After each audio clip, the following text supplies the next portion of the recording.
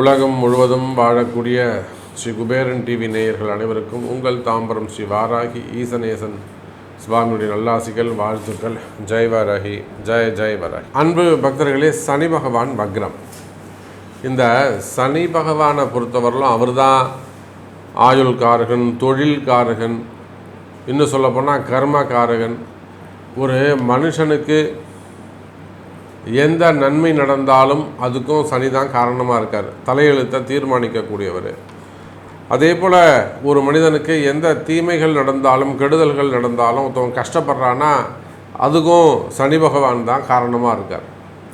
அப்போது எதுக்கு எடுத்தாலும் இந்த சனி பகவானுடைய தலையே போட்டு உருட்டிக்கிட்டு இருக்காங்க. நன்மையா சனி பகவான், தீமையா சனி பகவான், அப்படி என்ன தான் சனி பகவான்கிட்ட இருக்குது அப்படின்னாக்கா, இந்த உலக இயக்கத்தினுடைய கண்ட்ரோல் அவர்கிட்ட தான் இருக்குது. பிரபஞ்சம் எப்படி சுற்றணும், என்றைக்கு எந்த இடத்துல நிற்கணும், எங்கே ஸ்டார்ட் பண்ணணும், என்றைக்கு எண்டு, இதெல்லாம் அந்த தலையெழுத்தை தீர்மானிக்கக்கூடியவராக சனி பகவான் இருக்கிறார். இதுதான் நிதர்சனமான உண்மை. நம்ம நிறைய பார்த்துட்டோம் வாழ்நாளில். ஏழைகள் பணக்காரனாவதும், பணக்காரன் பிச்சைக்காரனாவதும், தலைகீழ வாழ்க்கை தரம் மாறுவதும், நல்லா இருந்த குடும்பம் அதுக்கு மென்மேலும் வளர்ந்து போகிறதையும் பார்த்துருக்குறோம். இல்லை இதுன்னு ஒரு இழப்பு வந்துட்டுனா அந்த குடும்பம் தலைகீழாக மாறுவதையும் நம்ம பார்த்துருக்குறோம். ஒரு சில குடும்பங்களில் அப்பா இருப்பார், அப்பா ஒரு திடீர்னு ஒரு மிடில் ஏஜில் இறந்துடுவாங்க.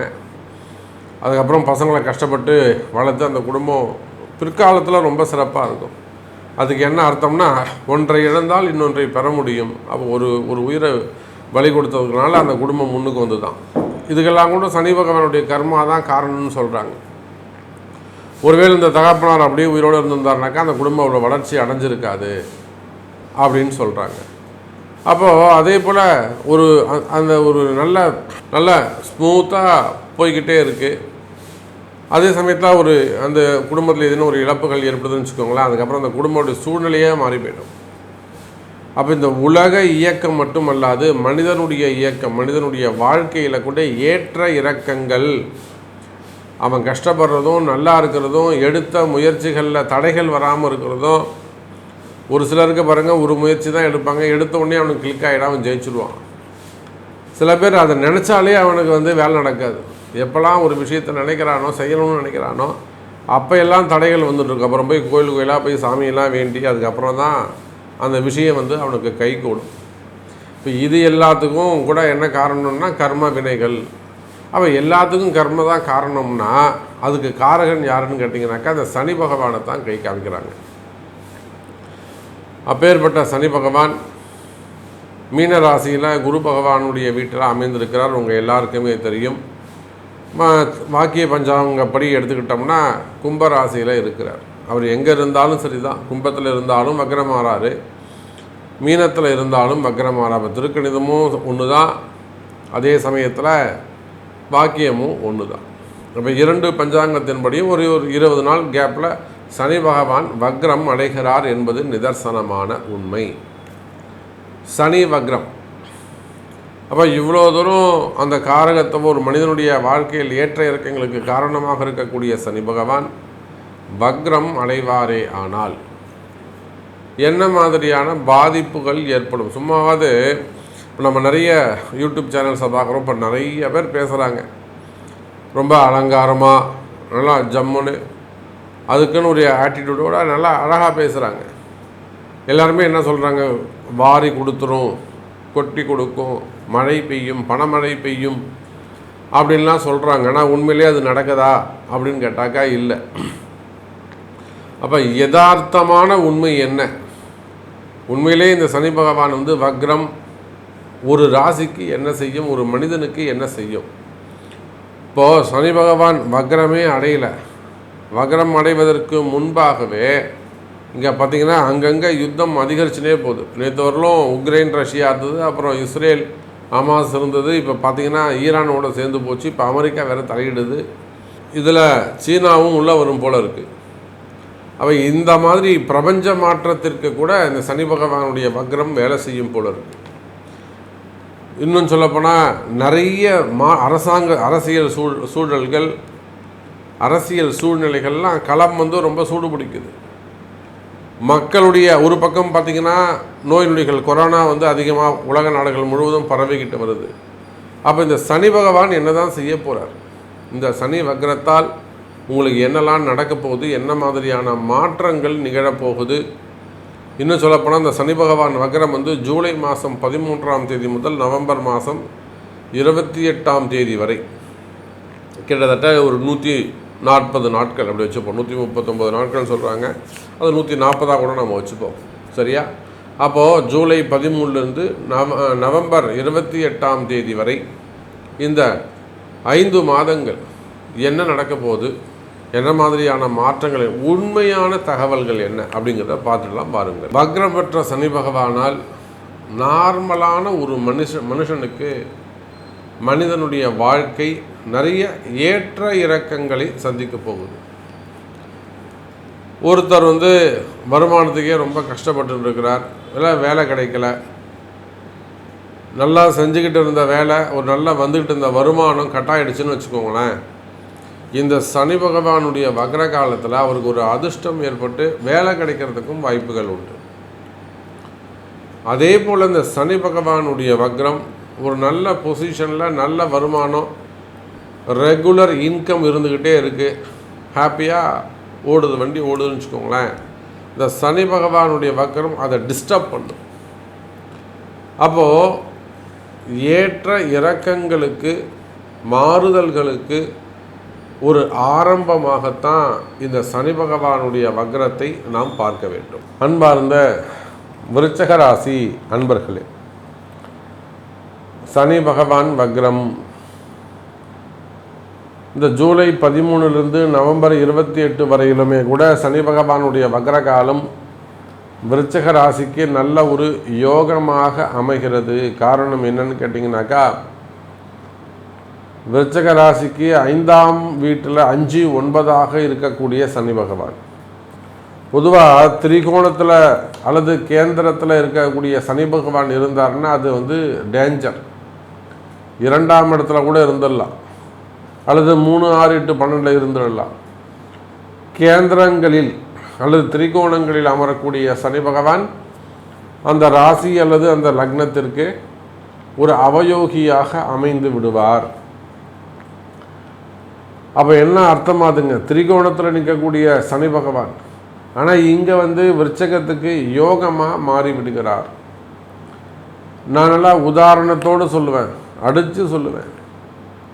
விருச்சக ராசியை பொறுத்த வரையில் இந்த மார்ச் மாதத்திலிருந்து படிப்படியாக நல்ல முன்னேற்றங்கள் இருந்து வருகிறது. இந்த மார்ச் மாதத்துக்கு முன்பு வரை குடும்பத்தில் ஒரு மிகப்பெரிய கசப்பான நிகழ்ச்சி நடந்திருக்கும்.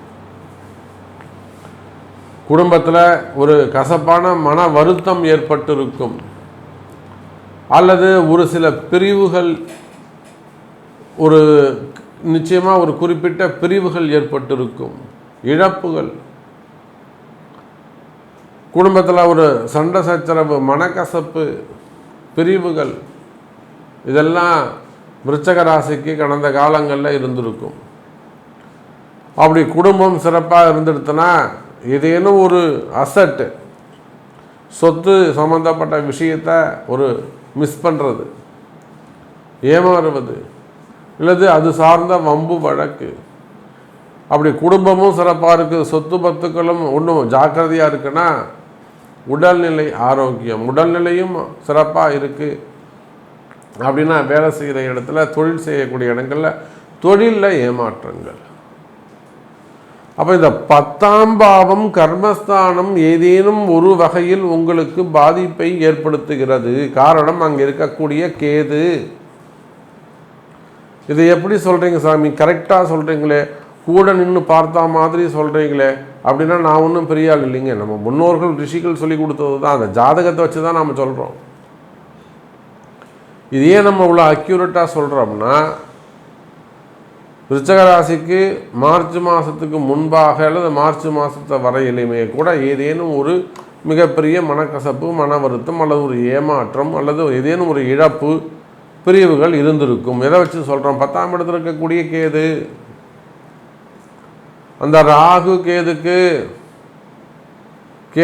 6ஆம் இடத்துல இருக்கக்கூடிய 2-12 இருக்கக்கூடிய சனி பகவான். இப்போ புரியுதுங்களா? 2வது எல்லாத்துக்கும் மேலே விருச்சிக ராசிக்கு 8ஆம் இடத்தில் குரு பகவான் மறைவு. அப்போ 8ல் போய் குரு மறைஞ்சாலே, சுபர் மறைஞ்சாலே அசுபர்களுக்கு கொண்டாட்டம். தேவர்கள் கீழே தலை குனிஞ்சாக்கா அரக்கர்கள் தலை நிமிர்ந்து சிரிக்க போகிறாங்க, அப்படிதானே? அப்போ குரு 8ஆம் இடத்துல மறைஞ்சதுனால் விருச்சிக ராசிக்கு அடுத்தடுத்த இந்த மாதிரியான விஷயங்கள்லாம் நடந்திருக்கும். இதை வச்சு தான் நம்ம சொல்கிறோம். இதெல்லாமே உங்கள் ஜாதகத்தில் இருக்கக்கூடிய கிரக அமைப்புகள் தான். அப்போ இப்பேற்பட்ட கடுமையான சூழ்நிலையில் இருந்து, ஆனால் இப்போ இந்த மே மாதம் ஜூன் மாதமும் உங்களுக்கு சிறப்பான மாதமாக அமைந்திருக்கும். அந்த மனக்கசப்புகள்லேருந்து நீங்கள் வெளியில் வந்துட்டுருப்பீங்க. அதுக்காக நிறைய யுத்தம் நடத்தி அதை ஜெயிக்கவும் செஞ்சுருப்பீங்க, வெற்றி பெறவும் செஞ்சுருப்பீங்க. பாதிப்புகள் இல்லாமல் வெளியில் வந்திருப்பீங்க. புரியுதுங்களா? அந்த பிரச்சனையிலேருந்து பாதிப்படையாமல் வெளியில் வந்திருப்பீங்க. குறிப்பாக தொழில் போட்டி, தொழில் எதிரிகள், அப்படின்னா குடும்ப எதிரிகள், அதான் எதிரிகளுடைய தொந்தரவு. கேது